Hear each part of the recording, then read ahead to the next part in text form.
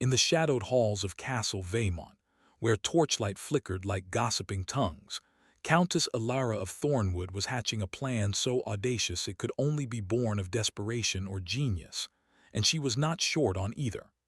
At 23, with hair like spun midnight and eyes that could charm a viper, Alara was the last of her line, a prize coveted by every power-hungry lord in the kingdom of Urindor. Her late father's lands, rich with vineyards and silver mines, were a glittering temptation, and her hand in marriage was the key to claiming them. But Alara had no intention of becoming a pawn in a velvet-lined cage. When Lord Cedric of Blackthorn, a man with a smile as oily as his ambitions, proposed a union backed by the king's decree, Alara saw the noose tightening.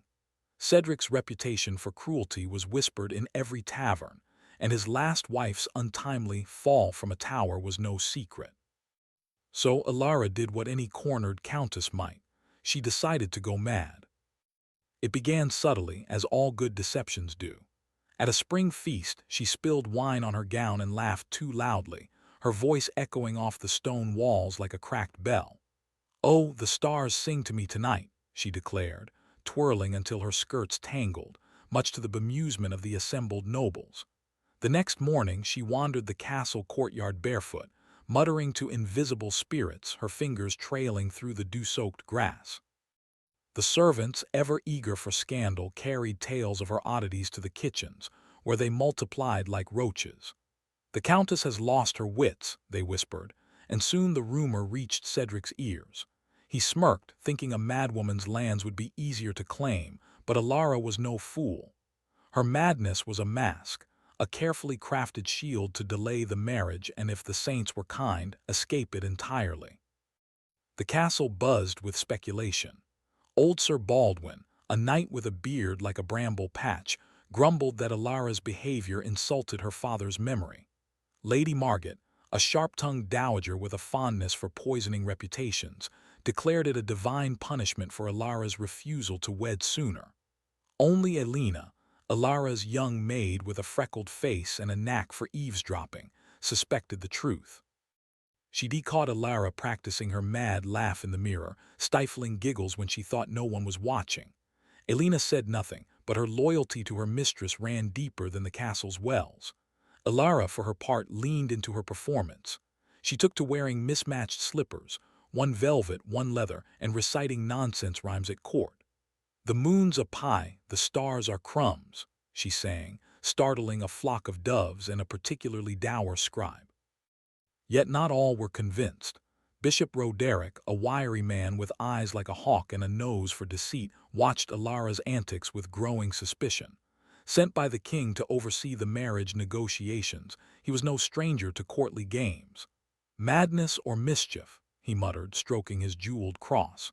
He began to question the servants, probing for cracks in Alara's act. Had she always been so erratic? Did she speak to spirits before her father's death? The servants, loyal but nervous, gave vague answers, but Roderick's scrutiny was relentless. Alara sensed the danger. If the bishop exposed her, she'd be forced into Cedric's arms, or worse, a nunnery. She needed to deepen her deception, to make her madness so convincing that even the king would hesitate to bind her to a husband. One stormy evening, as thunder rattled the castle's leaded windows, Alara staged her boldest act yet. She slipped into the great hall during vespers, her hair wild and streaked with ash from the hearth. "The spirits bid me dance," she cried, spinning in circles until she collapsed in a heap, feigning a faint. The gathered nobles gasped. Some crossed themselves, others whispered of demons. Cedric, seated at the high table, narrowed his eyes, his fingers tightening around his goblet. Was she truly unhinged, or was this a ploy to humiliate him? Alara, peeking through half-closed lids, saw his doubt and knew she'd struck a nerve. But she also saw Roderick, standing in the shadows, his lips pursed in thought. Her heart sank. The bishop was not fooled, and his next move would be dangerous. As the hall emptied, Elena helped Alara to her chambers, whispering, "You're playing with fire, my lady." Alara grinned, her eyes glinting with mischief. "Then let it burn brightly, Elena. Let them all see a madwoman they dare not touch." But alone in her bedchamber, with only the howl of the wind for company, Alara's bravado wavered. She was one misstep from ruin. Cedric's patience was thinning, the king's decree loomed, and Roderic's suspicions were a blade at her throat. She needed allies, and she needed them fast. Somewhere in the castle, she hoped, was someone bold or foolish enough to help a mad countess outwit her enemies. For now, she would sleep with one eye open, dreaming of freedom and the sweet taste of a plan well played. The corridors of Castle Vaymont hummed with whispers, as if the very stones had ears and loose tongues. Countess Alara's antics had set the court ablaze with talk, each rumor more deliciously scandalous than the last. Servants scurried through the kitchens, their voices low but eager, trading tales of the Countess's latest outburst. She'd been seen tossing apple cores at a tapestry, claiming it was rude for staring. Nobles, too, gathered in candlelit corners, their murmurs laced with equal parts pity and glee. "She's touched by the moon," said one lady, fanning herself with a peacock feather. "A pity for such a pretty thing," clucked another, though her eyes gleamed with malice. Alara's madness, real or not, was the choicest gossip in Erindor, and the castle thrived on it like a hog on slop. Alara, ever the puppeteer, reveled in the chaos she'd sown. Each whisper was a thread in her tapestry of deception, buying her time to unravel Lord Cedric's plans. She knew his patience was a thin veneer. His letters to the king, intercepted by a bribed scribe, hinted at his intent to declare her unfit and seize her lands through marriage or guardianship. But Alara was no lamb awaiting the shearer. She doubled her efforts, her performances growing bolder. One morning she appeared in the chapel wearing a crown of wilted daisies, proclaiming them ambassadors of the fairy court. The congregation tittered, and even the dour Father Anselm fumbled his sermon, muttering about demonic possession. Alara bit her lip to keep from laughing, but her heart raced. Every eye was on her, and not all were amused. Among the skeptics was Lady Margaret, whose tongue was sharper than a misericord and twice as deadly. From her perch in the solar, where she embroidered with the precision of a siege engineer, Margaret spun her own web of intrigue. "The girl's no more mad than I am," she told her coterie of lesser noblewomen, her needle stabbing the fabric for emphasis. "She's mocking us all, and that Blackthorn fool is too vain to see it." Margaret had no love for Cedric. His rise threatened her own influence, but she despised Alara's theatrics even more. She began to plant seeds of doubt, whispering to courtiers that the Countess's madness was a ploy to shirk her duties. "A true noblewoman would wed and secure her lands," she sniffed, conveniently forgetting her own 3 husbands buried under mysterious circumstances. The servants, meanwhile, were divided. Some, like old cook Agnes, pitied Alara, leaving extra honey cakes outside her door as if to soothe a troubled soul. Others, like the ambitious stable-boy Tom, saw opportunity in the chaos. Tom, with his sly grin and knack for overhearing secrets, sold tidbits of Alara's behavior to Cedric's men for a few coppers. "She was talkin' to a candlestick last night, swear it," he told a grim-faced guard, pocketing his coin. But Elena, Alara's maid, was a shadow at every corner, listening where she shouldn't. She caught Tom's betrayal and reported it to Alara, who filed it away like a dagger up her sleeve. "Let him think he's clever," Alara murmured, her eyes glinting. "A loose tongue can be cut later." Bishop Roderick, however, was the true threat. His questions grew sharper, his presence more oppressive. He cornered servants in the scullery, demanding details of Alara's habits before her affliction. Had she always been so fanciful? Did her father ever speak of her wandering wits? The servants stammered, loyal but unprepared, and Roderick's suspicions deepened. He began to study Alara's every move, noting how her mad outbursts never damaged her own interests. At a council meeting, when Alara interrupted to recite a poem about a dancing toad, Roderick's eyes narrowed. "Curious," he said later to Cedric, "how her madness spares her dignity yet disrupts your betrothal." Cedric, red-faced, slammed his fist on the table. "She'll be tamed, Bishop, or I'll have her locked in a tower." Alara, oblivious to this exchange but sensing the tightening net, kept up her charade. She took to carrying a tattered doll, calling it Sir Fluffle, my advisor, and consulting it loudly during court. The younger nobles laughed, thinking it a jest, but the older ones exchanged glances. Mad or not, Alara was making fools of them all. Elena, ever watchful, whispered warnings to her mistress. "The bishop's sniffing too close, my lady. He's got a scribe trailing you now." Alara nodded, her mind racing. She needed to push her act to new heights, to make her madness so undeniable that even Roderick would hesitate. But she also needed allies, and fast. Elena was loyal, but one maid couldn't outwit a bishop and a lord. That night, as rain lashed the castle walls, Alara paced her chamber, the doll clutched absently in her hand. She was a countess, a player in a game of thrones and thorns, and her next move had to be flawless. The whispers of the castle were her shield, but also her cage. Every eye watched, every tongue wagged. She needed to turn the gossip to her advantage, to make her madness a spectacle too grand to question. And somewhere, she hoped, was someone bold enough to see through her act and join her cause. As the storm raged outside, Alara smiled, a spark of mischief in her eyes. The game was far from over, and she'd play it with all the cunning of a fox in a henhouse. Bishop Roderick was not a man to be trifled with, his mind as sharp as the quill he wielded in service to the king. In the dim cloisters of Castle Vaimont, where the air smelled of wax and old parchment, he plotted to unmask Countess Alara's feigned madness. His suspicions had hardened into certainty. The Countess's antics were too convenient, too calculated to disrupt Lord Cedric's ambitions. Roderick, with his jeweled cross glinting like a warning, devised a test to expose her. "If she's mad, let the saints prove it," he declared to his scribe, a weaselly fellow named Brother Giles, whose ink-stained fingers trembled at the bishop's intensity. The plan was simple yet devilish. Roderick would summon Alara to a private audience, posing questions designed to trip her into revealing her sanity. A true madwoman would falter, a schemer would betray herself. Alara, meanwhile, was blissfully unaware of the bishop's machinations. She was too busy perfecting her latest performance, convincing the castle's falconer that the hawks were whispering prophecies. "They say the moon will fall," she cried, flinging a glove skyward, much to the falconer's bemusement. The man, more accustomed to birds than hysterics, scratched his beard and muttered about bad omens. Alara's heart raced with glee. She'd heard the servants' gasps, seen the courtiers' raised brows. Her madness was the talk of every hearth, and Cedric's frustration was palpable.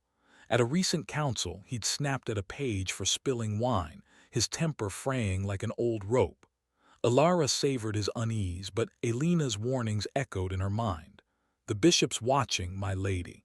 He's got a gleam in his eye, like a cat with a cornered mouse." The summons came at dusk, delivered by Brother Giles, who shuffled into Alara's chambers with a parchment sealed in red wax. "His Grace requests your presence," he mumbled, avoiding her gaze. Alara, sprawled on a chaise with a lute she couldn't play, strummed a discordant note and giggled. "Does the bishop dance with spirits too?" she asked, twirling a lock of hair. Giles flinched, clearly unnerved, and scurried off. Elena, polishing a candlestick nearby, shot Alara a look. "You're poking a hornet's nest," she whispered. Alara shrugged, but her stomach knotted. Roderick was no fool, and a private audience meant danger. She'd need to be sharper than ever, her madness a flawless mask. The audience chamber was a cavern of shadows, lit only by a single candelabrum that cast Roderick's face in stark relief. He sat behind a table, his fingers steepled, his eyes boring into Alara as she entered. She'd chosen her attire carefully, a gown torn at the hem, a shawl draped haphazardly, and a single feather tucked into her hair which she claimed was a gift from the wind. "Countess Alara," Roderick began, his voice smooth as oil, "the court is troubled by your condition. I seek only to understand it." Alara tilted her head, letting her eyes go wide and vacant. "The saints speak through me, your grace. They say the stars are restless." Roderick's lips twitched, not quite a smile. He leaned forward, offering her a quill and parchment. "Write their words, then. Let us see the saints' wisdom." Alara's pulse quickened. Writing was a trap. Her father had taught her to read and cipher, a rarity for a noblewoman, and any coherence could betray her. She seized the quill, scribbling nonsense in a wild hand. "Moon weeps, sparrows sing, iron bends." She giggled, smudging the ink with her sleeve.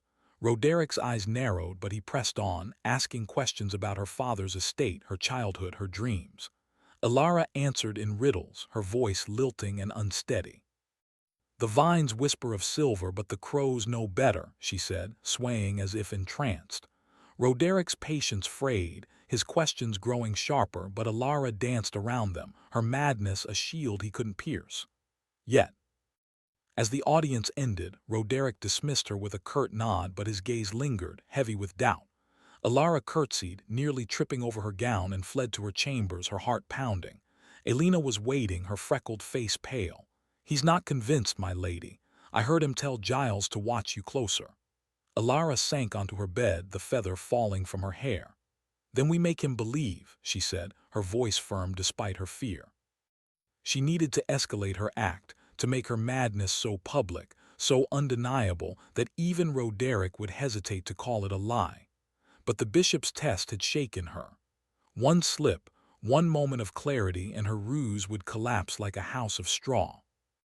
That night, as the castle slept, Alara lay awake, staring at the tapestries that seemed to watch her back. Roderick's cunning was a blade at her throat, and Cedric's ambition was the hand wielding it. She needed more than theatrics now. She needed proof, allies, a plan to turn the bishop's doubts against him. Elena, loyal as ever, sat by the fire mending a torn cloak. "We'll outwit him, my lady," she said softly. Alara smiled, but her mind raced. The game was growing perilous, and the next move would test her cunning to its limits. Somewhere in the castle, the whispers grew louder, and Alara knew she had to make them sing her tune. In the flickering torchlight of Castle Vaymont, where secrets clung to the walls like damp moss, Countess Alara found an unexpected ally in her perilous game of feigned madness. Elena, her freckle-faced maid with a heart as steadfast as an oak, had proven more than a mere servant. The girl, barely 19, had a knack for slipping through the castle's shadows, her ears catching whispers that could topple kings, or at least save a countess. It was Elena who first noticed the bishop's scribe, Brother Giles, lurking too often near Alara's chambers, his quill poised like a vulture's beak. "He's writing down your every word, my lady," Elena warned one evening, her voice low as she braided Alara's hair with deft fingers. "Roderick's building a case and Cedric's paying for it." Alara's lips curved into a sly smile. "Then let's give them a tale too wild to believe." Elena's loyalty was no accident. Years ago, Alara's father had spared Elena's brother from the gallows for poaching, a debt the maid never forgot. Now, she repaid it with cunning that matched her mistress's. She began to feed Alara tidbits from the servants' quarters, a cook's gossip about Cedric's late-night meetings with mercenaries, a washerwoman's tale of blood-stained cloaks hidden in his chambers. Alara stored each morsel, her mind a ledger of intrigue. But Elena's true gift came in her willingness to play along with the madness. When Alara accidentally flung a goblet across the hall, claiming it was possessed by a sprite, Elena was there, wide-eyed and swearing she'd seen the goblet twitch. The servants ate it up, and the tale grew legs, scampering through the castle like a runaway hound. Yet the pressure was mounting. Bishop Roderick's scrutiny was relentless, his questions to the servants now laced with threats of excommunication. "Tell me of her habits before this madness," he pressed cook Agnes, who stammered that Alara had always been a bit fanciful. Roderick's eyes gleamed. He sensed a crack in the facade. Alara, sensing the tightening noose, leaned harder into her act. She took to wandering the castle at odd hours, singing ballads to the suits of armor and leaving trails of flower petals she claimed were fairy footprints. The younger courtiers found it charming, but Lady Margaret, ever the viper, hissed to her clique that Alara was a scheming wench playing the fool. Margaret's words reached Cedric, who grew bolder, petitioning the king to declare Alara unfit and appoint him guardian of her lands. Elena, ever vigilant, uncovered a key piece of the puzzle. While scrubbing linens in the laundry, she overheard Tom, the treacherous stable boy, boasting to a guard about a letter Cedric had sent to a northern baron, promising a share of Thornwood's silver mines for support. Elena slipped away, her heart pounding, and relayed the news to Alara in the privacy of her chambers. "He's not just after your hand, my lady," Elena whispered, her eyes wide. He's carving up your lands like a roast." Ilara's fingers tightened around her tattered doll, Sir Fluffle, her mind racing. Cedric's greed was her leverage, but she needed to expose it without breaking her madwoman's mask. "We need proof," she murmured. "Something to wave under Roderic's nose." Elena, bold as brass, volunteered to steal the letter. That night, under a moon shrouded by clouds, she crept through the castle's underbelly, her small frame slipping past snoring guards. Cedric's chambers were a fortress of locked doors, but Elena had learned tricks from her poacher brother. With a hairpin and a prayer, she picked the lock to his study, her hands trembling as she rifled through parchments. She found the letter, its wax seal unbroken, and tucked it into her apron. But as she turned to leave, a shadow loomed, Tom, the stable boy, his eyes glinting with suspicion. "What's this, then?" he sneered, blocking her path. Elena's heart leapt to her throat, but she was no damsel. "Lost my way," she lied, clutching the letter tighter. Tom grabbed her arm, but Elena stomped his foot and bolted, her footsteps echoing in the dark. She reached Ilara's chambers just before dawn, breathless and triumphant, the letter clutched in her hand. Ilara read it by candlelight, her eyes narrowing at Cedric's brazen words. "The Countess is mad, her lands ripe for the taking. Join me and we'll split the silver." "Oh, Cedric, you greedy toad," Ilara muttered, her voice dripping with delight. But the letter alone wasn't enough. Roderick would dismiss it as a forgery unless she could make her madness so undeniable that Cedric's plot seemed the greater sin. Elena, still panting, grinned. "You've got to outmad the madhouse, my lady." Ilara nodded, her mind alight with a new plan. She'd stage a spectacle so grand, so chaotic, that the court would beg to free her from Cedric's grasp. As morning broke, Ilara tucked the letter into a hidden pocket of her gown, her resolve as firm as the castle's stones. Elena, her unlikely hero, had given her a weapon, but the battlefield was still treacherous. Roderic's tests were closing in, and Cedric's ambition was a storm on the horizon. Ilara needed to wield her madness like a blade, cutting through doubt and deceit. With Elena at her side, she felt a spark of hope. The castle's whispers were her chorus, and she'd make them sing a song of her own devising.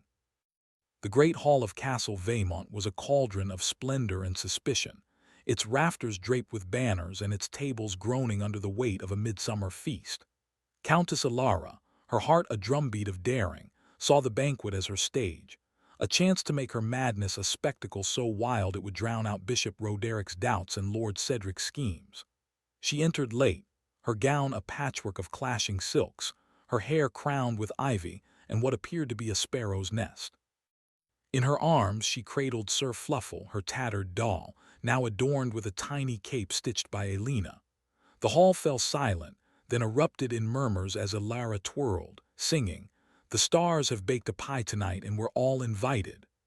The younger courtiers laughed, but the older ones, Lady Margaret among them, exchanged looks sharp enough to cut glass. Ilara's plan was simple: chaos.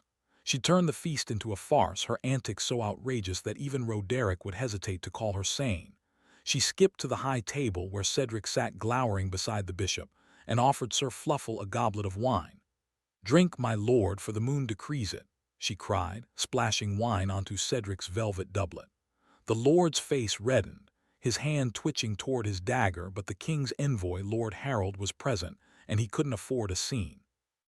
Roderick, however, watched like a hawk, his quill poised over a parchment. Ilara caught his gaze and doubled down, climbing onto a bench to recite a nonsense poem about a dancing pig and a lovesick crow. The hall roared, some with laughter, others with unease. Elena, stationed near the kitchens, played her part flawlessly. She debribed a page to slip a live frog into the soup tureen, and when Lady Margaret lifted the lid, the creature leapt onto her lap. The dowager's shriek could have shattered a reliquary, and the hall descended into pandemonium. Servants scrambled, nobles gasped, and Ilara seized the moment, proclaiming, "The frog is my herald, come to warn of treachery." She pointed vaguely at Cedric, who sputtered, his face a mask of fury. The younger knights hooted, thinking it a jest, but Roderic's eyes narrowed. He scribbled furiously, whispering to Brother Giles, who nodded like a puppet on strings. Ilara's heart raced. She'd pushed the bishop, but had she pushed too far? The feast spiraled further when Alara accidentally upended a platter of roasted quails, claiming they'd flown to freedom. Servants slipped on gravy, and a tipsy baroness toppled into a candle, singeing her headdress. The chaos was glorious, but Alara felt the weight of every stare. Lady Margit, recovered from the frog incident, hissed to her cronies, "She's no madwoman, she's a menace."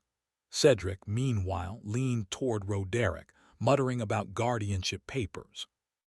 Alara, catching their exchange from the corner of her eye, knew time was running thin. The letter Elena had stolen was her ace, but she couldn't play it yet, not without proof that would sway the king's envoy, Lord Harold, a portly man more interested in pheasant than politics. Elena, ever the shadow, slipped Alara a note during the melee. "Tom's talking to Cedric's men again. He saw me with the letter." Alara's stomach lurched.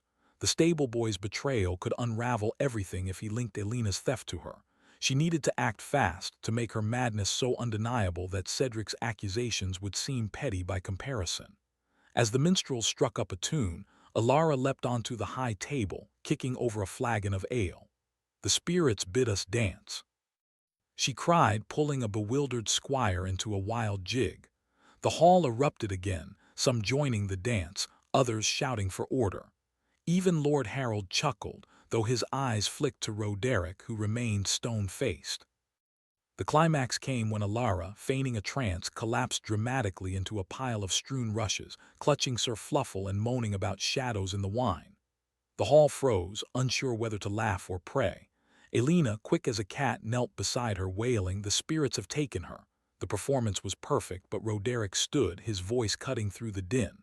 "Enough," he said, his tone icy. "The Countess will face a tribunal to determine her state, tomorrow under the moon's judgment." The hall gasped, and Alara, peeking through her lashes, felt a chill. A tribunal meant scrutiny she couldn't dodge. Cedric smirked, sensing victory, but Alara's mind was already spinning. She had one night to turn the tide. As Elena helped her from the hall, Alara whispered, "We need more than chaos now. We need the letter to sing." Elena nodded, her freckles stark against her pale face. "I'll find a way, my lady. Tom won't talk if I can help it." Alara squeezed her hand, gratitude mingling with fear. The feast had been her gambit, but Roderick's tribunal was a gauntlet. With Elena's cunning and the stolen letter as her shield, Alara would face the bishop's test, not as a madwoman, but as a countess fighting for her freedom. The hall's echoes faded behind her, but the game was far from over. The moon hung low over Castle Vaymont, its silver light spilling through the arched windows like a silent judge. Countess Alara, her nerves taut as a lute string, paced her chambers, the stolen letter from Lord Cedric tucked inside her bodice. Its words, his brazen plan to seize her lands by declaring her mad, burned in her mind, but exposing it now risked unraveling her carefully woven deception. Bishop Roderick's tribunal, set for midnight, loomed like a storm cloud, and Alara knew it was no mere inquiry. It was a trap, designed to strip away her madness and bind her to Cedric's will, or worse, a nunnery's walls. Elena, her steadfast maid, hovered nearby, her freckled face set with determination. "We've got the letter, my lady," she whispered, "but we need to play it right." Alara nodded, her eyes glinting with mischief despite the dread coiling in her gut. "Then let's make this tribunal a stage, Elena and Cedric the fool." The letter, pilfered by Elena's daring, was damning.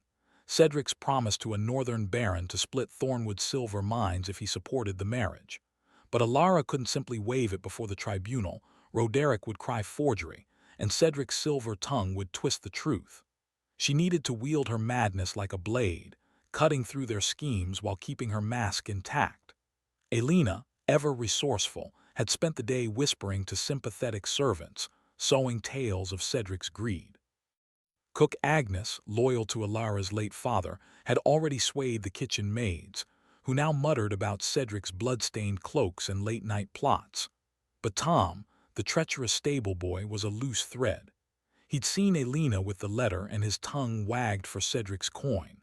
Alara needed him silenced, or at least discredited, before he could unravel her plan. As the hour of the tribunal approached, Alara prepared her performance. She chose a gown of pale blue, torn at the sleeves to suggest a wandering mind, and wove nettles into her hair, claiming they were gifts from the forest spirits. Elena, stifling a grin, helped her practice a vacant stare, but her voice was urgent. "Tom's been talking to Cedric's men, my lady. I heard him in the stables, boasting he'll tell the bishop you're faking." Alara's jaw tightened. "Then we'll make Tom's tongue a liability," she said, her mind racing. She instructed Elena to slip a vial of sour wine into Tom's ale, enough to slur his words and muddy his credibility. It was a petty trick, but Alara was playing for her life. The tribunal convened in the castle's chapel, a grim stage of stone and candlelight. Bishop Roderick presided, his jeweled cross gleaming like an accusation. Lord Cedric sat to his right, his smirk as oily as ever, while Lord Harold, the king's envoy, lounged to his left, picking at a roasted fig. Lady Margaret, her lips pursed, watched from the pews, her presence a reminder of her own vendetta against Alara. The gathered nobles whispered, their eyes darting to Alara as she entered, swaying and humming a tuneless song. She clutched Sir Fluffle, her tattered doll, and murmured, "The stars weep for treachery." Roderick's gaze sharpened, but he gestured for her to sit. "Countess," he began, his voice smooth as a serpent's hiss, "we seek only to discern your state. Answer plainly, and the saints will guide us." The questions came like arrows. Had she always heard spirits? Did she recall her father's estate ledgers? Alara danced around each one, her answers a tapestry of nonsense. "The crows keep my father's books," she said, giggling, "and they squawk of silver stolen by shadows." The nobles tittered, but Roderick's patience thinned. He produced a ledger, demanding she read a passage. Alara's heart skipped. She could read, a rare skill that could betray her. She traced her fingers over the page, then shrieked, "The ink dances, it speaks of betrayal." She flung the ledger, narrowly missing Cedric's head. The hall gasped, and Harold chuckled, but Roderick's eyes were cold. "Enough games," he snapped, signaling for Tom to be brought forward. Tom stumbled in, his face flushed, his words slurred from Elena's tampered ale. "She's no madwoman," he slurred, pointing at Alara. "Her maid stole a letter, saw it myself." The hall buzzed, and Cedric leaned forward, his eyes gleaming. But Alara was ready. She leapt up, clutching Sir Fluffle, and wailed, "The stable boy speaks for the shadows. They want my lands." Her outburst was so wild, so perfectly unhinged, that Tom's accusation seemed the ravings of a drunkard. Harold yawned, unimpressed, and even Margaret raised a skeptical brow. Roderick, however, was undeterred. "Produce this letter," he demanded, his voice cutting through the chaos. Alara's pulse raced. The letter was her trump card, but the moment wasn't right. She needed the tribunal to doubt Cedric first, to see his greed before her sanity. She collapsed, feigning a faint, and Elena rushed forward, wailing about spirits. As the nobles murmured, Alara peeked through her lashes, seeing Roderick's frustration and Cedric's growing unease. The tribunal adjourned until dawn, giving Alara a reprieve. As Elena helped her from the chapel, Alara whispered, "We've bought time, but Tom's a problem." Elena grinned, fierce as a fox. "Leave him to me, my lady." The moon watched as they plotted, and Alara knew the next act would be her boldest yet. The air in Castle Vaimont was thick with tension, the dawn light creeping through the chapel's stained glass like a thief. Countess Alara, her heart pounding beneath her tattered gown, knew the resumed tribunal was her crucible. Bishop Roderick's midnight inquisition had nearly cracked her facade, and Tom's drunken accusations about the stolen letter had stirred the nobles into a frenzy of doubt. But Alara was no wilting flower. She was a fox in a snare, and her mind spun with plans to turn the tribunal's judgment into her triumph. The letter, still hidden in her bodice, was her weapon, but timing was everything. Reveal it too soon, and Roderick would dismiss it as a madwoman's fancy. Too late, and Cedric's schemes would bind her to a marriage or a nunnery. Elena, her loyal maid, stood ready, her freckled face a mask of resolve. "We'll make them choke on their own lies, my lady," she whispered as they prepared for the dawn's battle. The chapel was a somber arena, its pews filled with nobles clutching rosaries and grudges. Roderick sat at the altar, his jeweled cross catching the light like a warning. Lord Cedric, his doublet pristine despite the previous night's chaos, smirked with the confidence of a man who thought he'd won. Lord Harold, the king's envoy, yawned into his sleeve, more interested in breakfast than justice. Lady Margaret, her eyes sharp as a falcon's, watched Alara with a mix of scorn and curiosity. Alara entered, leaning on Elena, her steps unsteady, her voice lilting with nonsense. "The dawn weeps rubies," she proclaimed, clutching Sir Fluffle, her tattered doll, as if it were a holy relic. The nobles murmured, some pitying, others mocking, but Roderic's gaze was unrelenting. The bishop began with a prayer, his voice dripping with piety, but his questions were daggers. "Countess, you spoke of betrayal last night. Name these shadows you see." Alara's heart raced. She had to skirt the truth without breaking her mask. "The shadows wear cloaks of greed," she said, her eyes wide and vacant. "They steal silver from the earth's heart." She pointed vaguely at Cedric, who stiffened, his smile faltering. The nobles whispered, and Harold raised a brow, intrigued despite himself. Roderick, undeterred, pressed harder, producing a map of Thornwood's estates. "Point to your lands, Countess. If you're fit to rule, you'll know them." Alara's pulse quickened. Her father had taught her every acre, but a madwoman wouldn't. She traced a trembling finger over the map, then gasped. "The rivers sing of treachery." She tore the map, letting it flutter to the floor. The chapel buzzed, but Roderic's patience snapped. "Bring the stable boy," he barked. Tom, still bleary from Elena's tampered ale, was dragged forward, his eyes darting nervously. "Tell them what you saw," Roderick commanded. Tom, his voice slurred, pointed at Elena. "She stole a letter from Lord Cedric's study. The Countess ain't mad, she's plotting." The accusation landed like a stone in a pond, ripples of shock spreading through the nobles. Cedric leaned forward, his eyes gleaming, but Alara was ready. She leapt up, clutching Sir Fluffle, and wailed, "The stable boy lies for the shadows. He drinks their poisoned gold." Her outburst was so wild, so perfectly unhinged, that Tom's accusation seemed the ravings of a drunkard. Even Margaret, ever skeptical, frowned at the boy's disheveled state. Elena, seizing the moment, stepped forward, her voice trembling but clear. "I took no letter, Your Grace, but I've heard Tom boast of Cedric's coin. He's been selling tales to anyone who will pay." The nobles gasped, and Cedric's face darkened. Roderick, caught off guard, demanded proof, but Alara saw her opening. She stumbled forward, feigning a trance, and pulled the letter from her bodice, waving it like a talisman. "The spirits gave me this," she cried, her voice shrill. "It speaks of silver and betrayal." She tossed it to Harold, who caught it with a grunt, his curiosity piqued. The envoy broke the seal, his eyes widening as he read Cedric's damning words. "The Countess is mad, her lands ripe for the taking. Join me, and we'll split the silver." Apple erupted. Nobles shouted, Margaret's jaw dropped, and Cedric leapt to his feet, spluttering, "A forgery, she's tricked you all." But Harold, no fool despite his love of pheasant, held up a hand. "This bears your seal, Lord Cedric," he said, his voice heavy with suspicion. Roderic's eyes darted between Alara and the letter, his certainty crumbling. Alara, swaying as if possessed, moaned, "The spirits speak true." Her performance was flawless, blending madness with truth, and the nobles were hooked. Even Margaret, for once, was silent, her scheming mind reassessing the game. Roderick, cornered, adjourned the tribunal to verify the letter, but the tide had turned. As Elena led Alara from the chapel, the Countess whispered, "We've cracked their armor, but Cedric won't yield." Elena nodded, her eyes fierce. "Then we'll break him, my lady." The moon had set, but Alara's star was rising. The letter had sown doubt, and her madness had made it bloom. The next move would be her boldest, and she'd play it with all the cunning of a queen in a fool's guise. The chapel doors of Castle Vaymont swung shut behind Countess Alara, their thud echoing like the closing of a trap.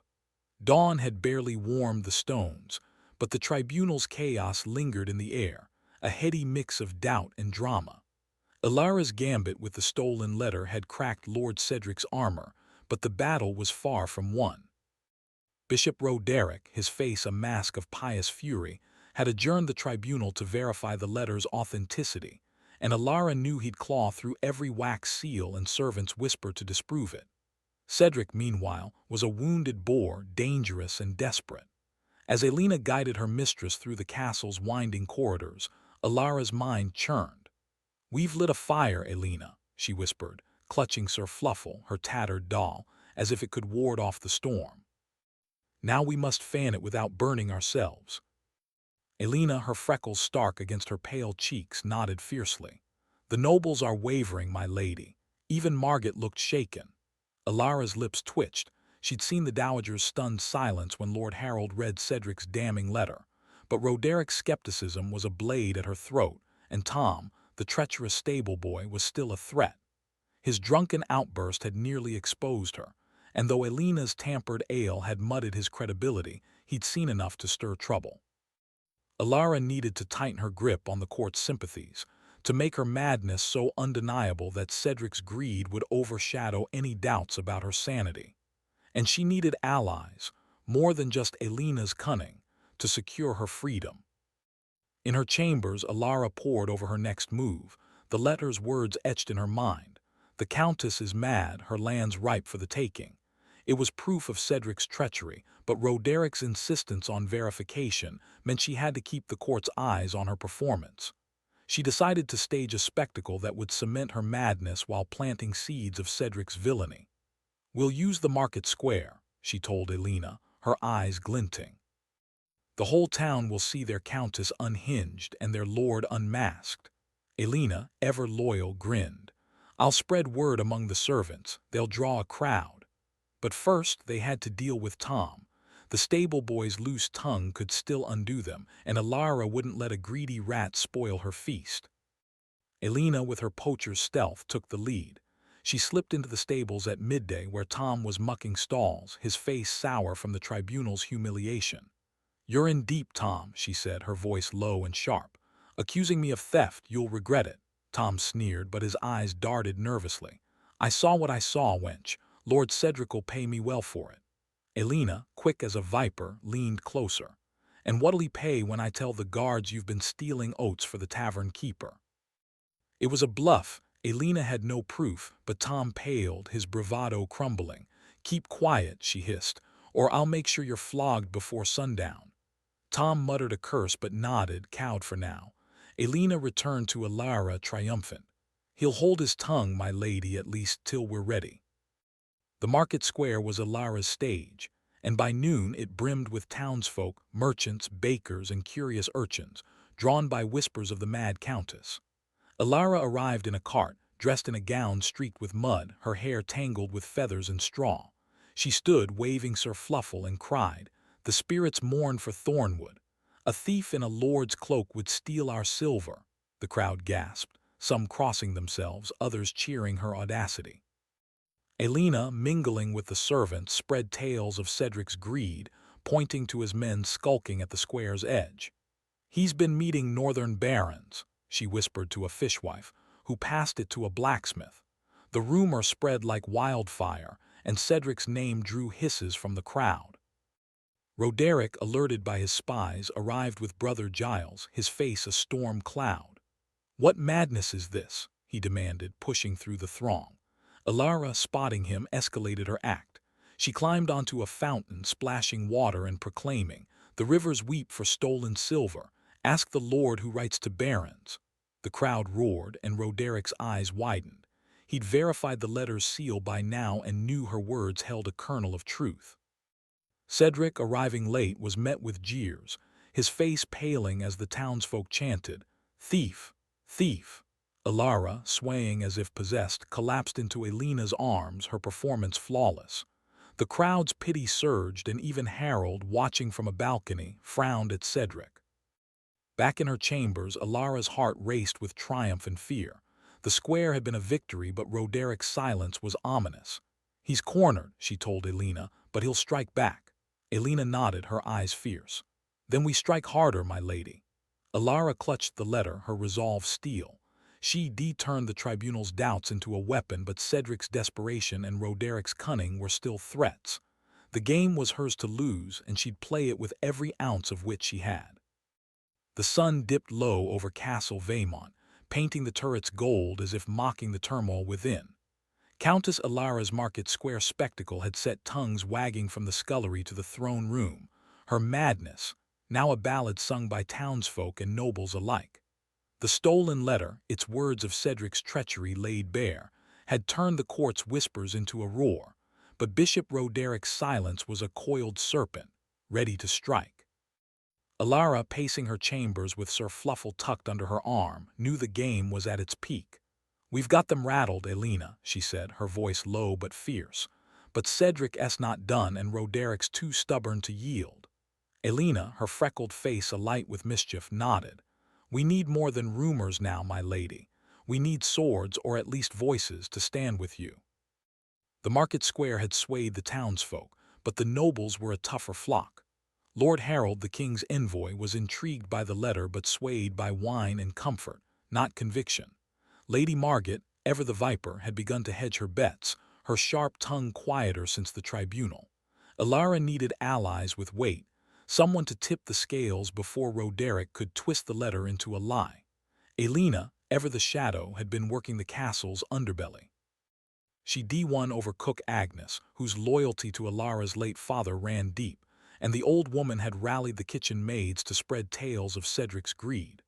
But a new ally emerged unexpectedly.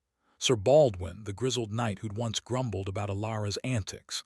His beard like a bramble patch, he'd cornered Elena in the courtyard, his voice gruff but earnest. "If the Countess is mad, I'm a turnip," he'd said. "Cedric's a snake, and I'll not see Thornwood gutted." Baldwin's support was a godsend. A veteran of 3 wars, his word carried weight with the lesser knights, many of whom resented Cedric's oily rise. Elena, quick as a spark, arranged a secret meeting in the castle's old armory, where cobwebs draped the swords like mourning veils. Alara, cloaked to hide her mad attire, slipped in at midnight, her heart pounding. Baldwin stood with 2 younger knights, their faces stern but curious. "Speak plain, Countess," Baldwin growled. "Are you mad, or is this a game to save your lands?" Alara, risking all, dropped her act for a moment, her eyes clear. "A game, Sir Baldwin, to keep Thornwood from a thief's hands. Cedric plots to carve it up, and I've proof." She produced the letter, its seal glinting in the torchlight. Baldwin read it, his face darkening, and passed it to the others. "By the saints," he muttered, "he's bolder than a brigand." The knights pledged their support, promising to sway their peers at the next council. But Alara knew words alone wouldn't suffice. Cedric's mercenaries were rumored to be gathering beyond the castle walls, and Roderic's verification of the letter could still tilt toward disbelief. Elena, ever resourceful, had another trick. She'd bribed a scribe to copy Cedric's letter, planting the copies in the rooms of 2 wavering nobles. "Let them find evidence themselves," she whispered to Alara, her grin wicked. The plan was risky. If traced to Alara, it could confirm her as a schemer, but the chaos it would sow was worth the gamble. By dawn, the nobles were abuzz, the copied letters sparking outrage. Even Margaret, scenting a shift in power, began to distance herself from Cedric, her barbed comments now aimed at his unseemly ambition. The final piece fell when Elena uncovered a witness, old Meg, a washerwoman who'd seen Cedric's men hiding blood-stained cloaks in the stables. Meg, loyal to Alara's father, agreed to speak at the council, her trembling voice carrying the weight of truth. Alara, her madness still her shield, prepared for the final act. She'd appear at the council, wild-eyed and raving, but her allies would steer the tide. As the hour approached, she donned a gown streaked with ash, her hair tangled with ribbons, and whispered to Elena, "This is it, my friend, freedom or ruin." Elena squeezed her hand, fierce as a falcon. "Freedom, my lady. We've built the pyre, let Cedric burn." The council chamber was a cauldron of tension, nobles packed tight, their eyes darting between Alara, Cedric, and Roderick. Alara entered, swaying and muttering about silver-stealing shadows, but her heart was steady. Baldwin stood, his voice booming, and presented the letter, corroborated by the copies found in noble chambers. Meg shuffled forward, her tale of blood-stained cloaks silencing the room. Cedric's face paled, his denials drowned by murmurs. Roderick, his authority slipping, clutched his cross, but Harold, roused from his apathy, demanded answers. Alara, seizing the moment, collapsed dramatically, crying, "The spirits curse the thief." The room erupted, and her allies pressed the advantage, their voices a chorus for her freedom. As the council adjourned to deliberate, Alara knew she'd tipped the scales. Cedric's greed was exposed, and her madness had become her armor. With Elena, Baldwin, and even the wavering Margaret in her corner, she was no longer alone. The game was hers to win, and she'd play it to the final note. The council chamber of Castle Vaymont thrummed with the weight of a kingdom's judgment, its air thick with the scent of wax and ambition. Countess Alara stood at the heart of it, her ash-streaked gown and ribbon-tangled hair a testament to her madness. Yet her eyes burned with a fire that belied the act. The stolen letter, now corroborated by copies planted by Elena, had turned Lord Cedric's schemes into a noose around his own neck. Sir Baldwin's booming accusations and old Meg's trembling tale of blood-stained cloaks had set the nobles ablaze with outrage, and even Lady Margaret, that sharp-tongued viper, had shifted her venom to Cedric's unseemly greed. Bishop Roderick, his jeweled cross no longer a shield, sat rigid, his authority crumbling like old mortar.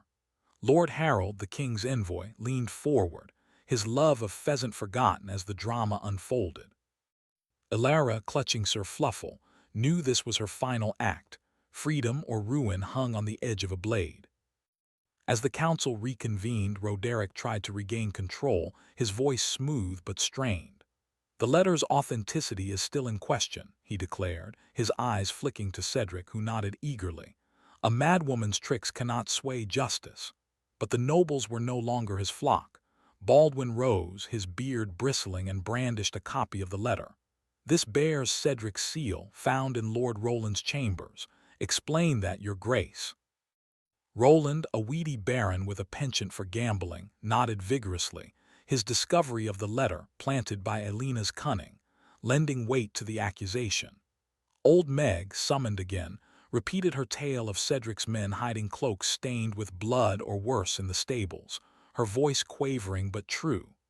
The nobles murmured, their pity for Alara turning to fury at Cedric's betrayal. Alara, sensing the tide, leaned into her role. She swayed, clutching Sir Fluffle, and cried, "The spirits weep for Thornwood. They curse the thief who'd steal our silver." Her voice cracked with perfect dramatics, and a young knight swayed by Baldwin shouted, "I curse the thief." The cry spread, and Cedric's face drained of color. He leapt up, his voice shrill. "Lies, the Countess is a schemer, not mad. She's orchestrated this to ruin me." But his desperation only fueled the fire. Harold, roused to rare decisiveness, slammed his fist on the table. "Enough, Lord Cedric. The letter is damning, and your men's cloaks stink of guilt. Speak plain or face the king's wrath." Roderick, cornered, tried to pivot. "The Countess's state remains the issue," he said, his tone icy. "If she's mad, she cannot rule, letter or no." Alara's heart raced. This was the moment to twist the blade. She stumbled forward, eyes wild, and flung Sir Fluffle at Roderick's feet. "The saints judge me, not you," she wailed, then in a calculated whisper added, "They judge the greedy too." The nobles gasped, but Baldwin seized the moment. "Mad or not, she's exposed a traitor. Thornwood needs no guardian but its Countess." The room roared in agreement, even Margaret nodding, her scheming mind now betting on Alara's victory. Elena, hovering at the chamber's edge, slipped a final gift to Alara. A second letter found in Cedric's study that morning, detailing his plans to bribe the northern baron's men. Alara, feigning a trance, waved it aloft. "The spirits deliver truth," she cried, tossing it to Harold. The envoy read it, his face darkening, and passed it to Roderick, whose hands shook as he saw Cedric's seal again. The bishop's resolve crumbled. He could no longer shield Cedric without damning himself. "The matter is clear," Harold declared, his voice heavy. "Lord Cedric, you'll answer to the king for treason. The Countess is free, mad or not, to rule her lands." The chamber erupted in cheers, and Alara, still playing her part, collapsed into Elena's arms, whispering, "We've done it." Cedric was dragged away, his protests drowned by the crowd's jeers. Roderick, his face ashen, retreated to his cloisters, his power broken. Margaret, ever the opportunist, approached Alara later, offering a sly smile. "Clever girl," she murmured, but Alara only grinned, her mad eyes twinkling.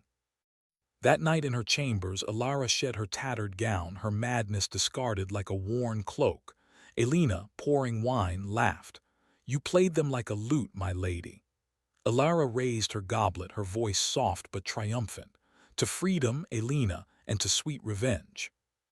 The castle buzzed with the tale of the mad countess who outwitted a lord and a bishop, her legend growing with every retelling. Thornwood was hers, its silver mine safe, and Cedric's downfall a warning to greedy lords. As Alara gazed from her window, the moon silvered the vineyards below, and she smiled. The game was won, and the stage was hers alone.